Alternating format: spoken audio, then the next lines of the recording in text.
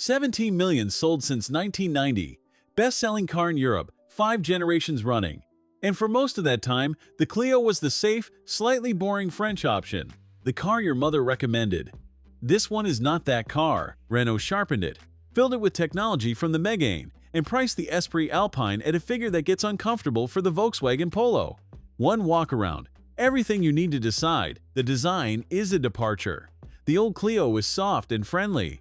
This one has made a decision about itself. The front drops lower, the headlights sit narrow and deep, and vertical daytime running lights give it a stance the previous car never had. In absolute red, the Esprit Alpine sits wider and lower than any Clio before it.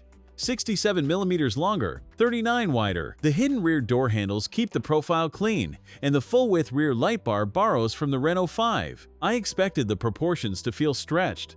They feel earned.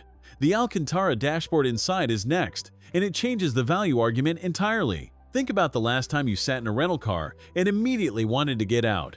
Hard plastic, a laggy screen, buttons buried 3 menus deep. Now think about the opposite of that. The Esprit Alpine interior is where this car stops feeling like a Super Mini. Alcantara on the dashboard, not accent panels. Chrome fade air vents that look like they belong on a concept car. Dual 10.1-inch screens in a V-shape angled toward the driver, running Google built-in with Maps and Assistant natively. Renault kept physical dials for the climate control. In a segment where every competitor buries those functions in touchscreens, that earns more trust than any spec on the sheet. Alpine branded seats with colored top stitching. I didn't expect to sit this comfortably in a car this size. This is the third car this year that made me think the segment above has a problem. Move to the rear, and this is still a Clio. I sat behind my own driving position and my knees touched the seat in front within 10 seconds. Headroom is fine. 2 adults fit without complaint. 3 is a squeeze. For a car with this much equipment up front, the rear is the honest trade-off. 391 liters, around 13.8 cubic feet. That figure is larger than a Volkswagen Golf. The sill sits 40 mm lower than the outgoing model, so a pushchair slides in without lifting. Fold the seats and you reach 1,069 liters. I checked that number twice, in a Super Mini.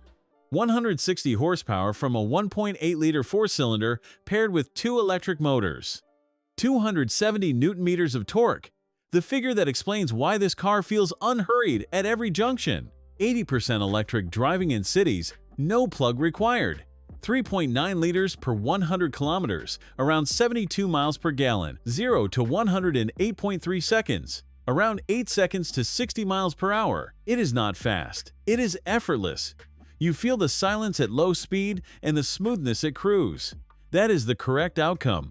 26,690 euros at the Salzburg Motor Show, with the dealer discount and financing bonus applied. Without the bonus, 28,690. A Volkswagen Polo in comparable equipment costs more and gives you less.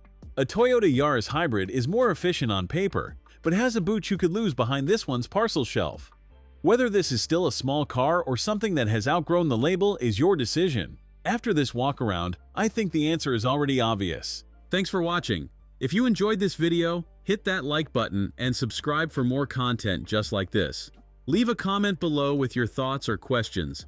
I read every single one. And don't forget to click the bell icon to get notified about my next upload. See you in the next video.